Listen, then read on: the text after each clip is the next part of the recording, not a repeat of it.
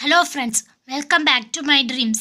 இன்றைக்கி நம்ம என்ன பார்க்க போகிறோன்னா elements daily detox. Hello friends, வணக்கம். நாம் இன்றைக்கு வீடியோவில் பார்ப்பது நமது உடலில் உள்ள அழுக்குகளை நீக்குவது எப்படி. அழுக்கு என்று சொல்வது தினமும் நாம் உடலில் குளித்து சுத்தம் செய்து விடுகிறோம். உடல் மேலே சுத்தமாகிறது. ஆனால் உடல் உள்ள உறுப்புகள் சுத்தமாகுதா அப்படின்னா இல்லை. நம்ம மேலே சோப்பு போட்டு கழுவி நல்லா சுத்தம் பண்ணி ப்ரெஷ் ஆகி போயிடுறோம். இப்போ நம்ம ஆரோக்கியமாக இருக்கிற மாதிரி நினச்சிக்கிறோம்.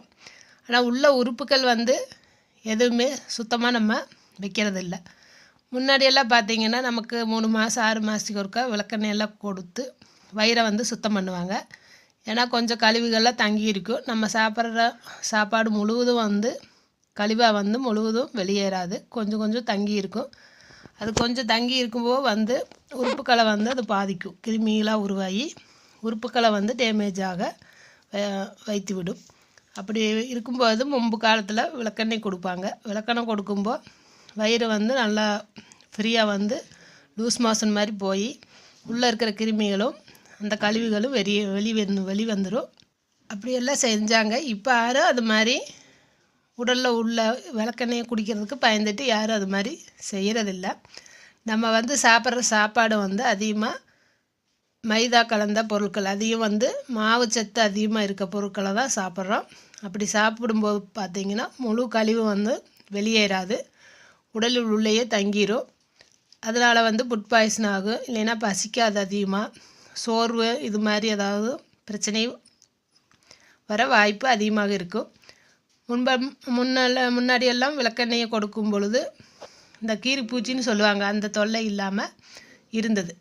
அந்த கீரிப்பூச்சி இருக்கும்போது வயிறு வலிக்கும், இல்லைன்னா பசிக்காது, இந்த மாதிரி பிரச்சனைகளாக இருக்கும். அந்த வயிறு விளக்கெண்ணெய் கொடுக்கும்போது அந்த கிருமிகள்லாம் வெளியேறும்.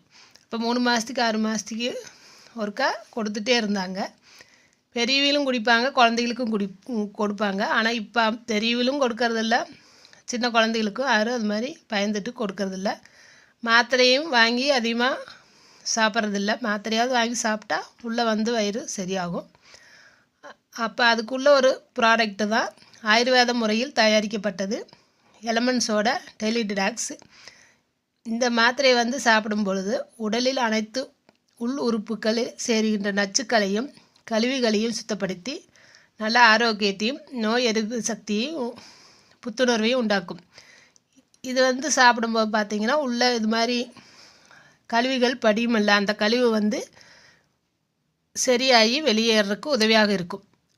அப்போ உறுப்புகள் நல்ல எதிர்ப்பு சக்தியாகவும் நல்ல ஆரோக்கியமாகவும் இருக்கும். இதை எல்லாம் இயற்கையான பொருளில் தான் தயாரிச்சிருக்காங்க.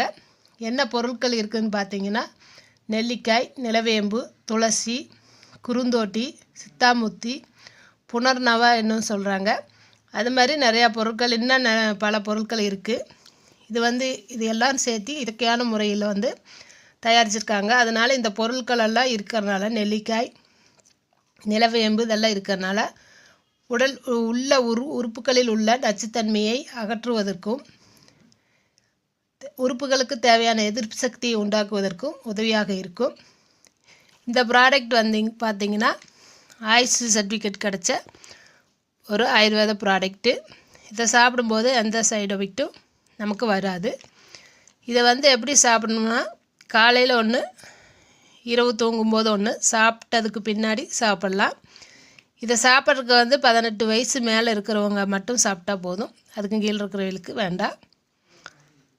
இயற்கையான முறையில் இருக்கிறனால நமக்கு எந்த சைடு எஃபெக்ட்டும் இருக்காது. இதை வருஷத்தில் ஒரு முறையோ இல்லை 2 முறையோ 6 மாதத்தில் ஒரு பாட்டில் சாப்பிட்லாம். இதில் ஒரு 60 கேப்சூல் இருக்கும். அப்படி வருஷத்தில் 2 பாட்டில் சாப்பிட்டு வரும்போது நமக்கு உடலில் இருக்கிற கிருமிகளும் அதில் படியும் மாவு போல் படிகிற உறுப்புகளில் படிகிற கழிவுகளையும் நச்சுக்களையும் வெளியேற்றி நமக்கு உள்ள உறுப்புகளை புத்துணர்வாகவும் எதிர்ப்பு சக்தியாகவும் வைக்கிறதுக்கு உதவியாக இருக்கும். ஓகே ஃப்ரெண்ட்ஸ், இந்த வீடியோ உங்களுக்கு பயனுள்ளதாக இருக்கும் என்று நம்புகிறேன். இதேபோல் அடுத்த ஒரு வீடியோவில் சந்திப்போம். நன்றி, வணக்கம்.